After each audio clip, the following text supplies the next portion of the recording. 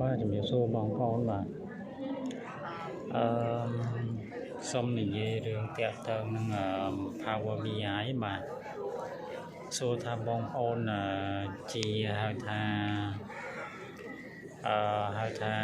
ផ្នែកដែលពាក់ព័ន្ធតាក់ទងការធ្វើទិន្នន័យគ្រប់គ្រងទិន្នន័យអីបងប្អូនមានទិន្នន័យជាច្រើនតែបងប្អូនត្រូវការសង្ខេបវាធ្វើទៅជាហៅថា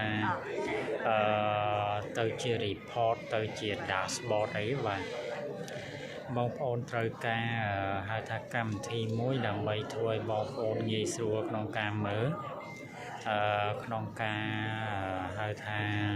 forecasting តាក់ទងទៅនឹងហៅថាទិន្នន័យរបស់យើងតាក់ទងអាជីវកម្មសហគ្រាសក្រុមហ៊ុនផ្សេងដូចជាផ្នែក marketing ផ្នែក micro finance នេះ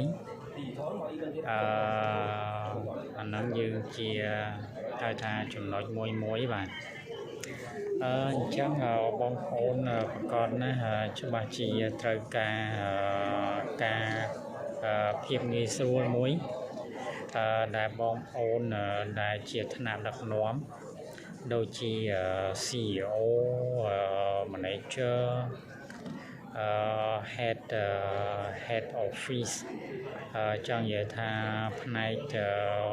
ក្នុង management ណាបាទផ្នែក management រដ្ឋបាលអីផ្សេងហ្នឹងច្បាស់ណាស់បងប្អូនត្រូវការចាំបាច់ត្រូវការហៅថាលក្ខណៈទិន្នន័យមួយដែលសង្ខេបងាយស្រួលក្នុងការមើលហៅថាងាយស្រួលក្នុងការហៅថាអាច edit យើងអាចធ្វើគ្រាន់តែចុចទៅវាមានចេញលទ្ធផលហ្មងអញ្ចឹងបងប្អូនច្បាស់ណាស់ត្រូវការកម្មវិធីមួយដែលវាមានភាពងាយស្រួលណាស់ចិត្តងាយស្រួលណាជាពិសេសទៀតនោះគឺលក្ខណៈហៅថាវា reflection real time analysis ហើយនេះជាដើមអញ្ចឹង Power BI នេះគឺវាងាយស្រួលមែនតើសម្រាប់បងប្អូនដែលត្រូវការធ្វើទិន្នន័យមួយជា database ដើម្បីយកមកសង្ខេបនៅក្នុងហៅថានៅក្នុងកម្មវិធីមួយដែលវាចេញជាផ្ទាំងដែលគេហៅថា dashboard បងប្អូនប្រហែលជាដឹងស្រាប់ហើយថាបងប្អូនភាគច្រើនគឺបងប្អូនធ្វើ dashboard តាម Excel Excel វាមិនជា real time ដូចជា Power BI ទេបាទអញ្ចឹងបើសិនបងប្អូនចង់បាន real time វា reflection វាមាន AI គឺបងប្អូនត្រូវផ្លាស់ប្ដូរវាជាពិសេសទៅទៀតនោះដើម្បីចំណេញពេលវេលាធ្វើឲ្យការងារវាមានប្រសិទ្ធភាពបាទអញ្ចឹងបងប្អូនត្រូវឬក៏គួរតែផ្លាស់ប្ដូរពីការធ្វើ report ឬ dashboard reporting ហ្នឹងមកតាម Power BI គឺវាមានភាពងាយស្រួលហើយ Power BI នេះគឺវាជា free open source ទេបាទបងប្អូនអាច download យកមកប្រើប្រាស់ជាលក្ខណៈបើសិនយើងធ្វើ lab បើថាបងប្អូនធ្វើការងារធ្វើ report visualize dashboard អីហ្នឹងបងប្អូនចាំបាច់ត្រូវ download វានៅលើ desktop laptop របស់យើងដើម្បីយើងធ្វើ lab ធ្វើកិច្ចការហ្នឹងហើយក៏បងប្អូនអាច download វាតាមរយៈទូរស័ព្ទបានដែរបាទ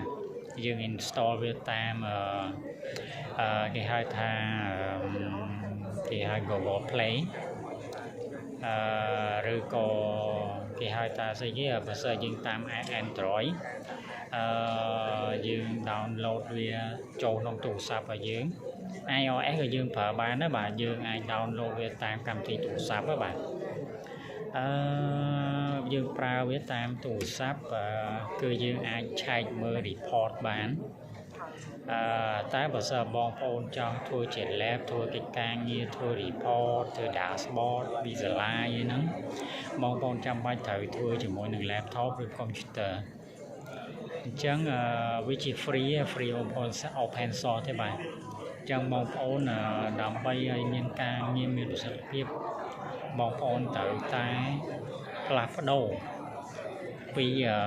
ca thưa report rồi dashboard tam Excel đó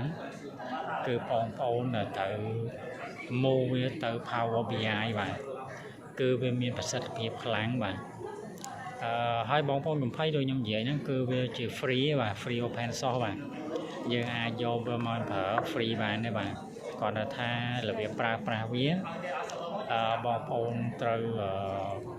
miền từ thể riêng bạn từ thể riêng là pra vía bạn chân tim mình nghe năng thua bạn đấy bạn thôi ca riêng đi dương đôi riêng mỗi nhóm ní bóng phong ở trong này tiêu trở đó bạn chỉ tu tới bờ sờ bong ôn trong che thơ dashboard đây nó cứ dư riêng tập làm đỏ máu các bạn dư riêng pram đỏ máu cứ dư che thơ dashboard reporting tẹt tương data management các bạn cứ dư riêng tập pram đỏ máu cứ dư ai che thơ bán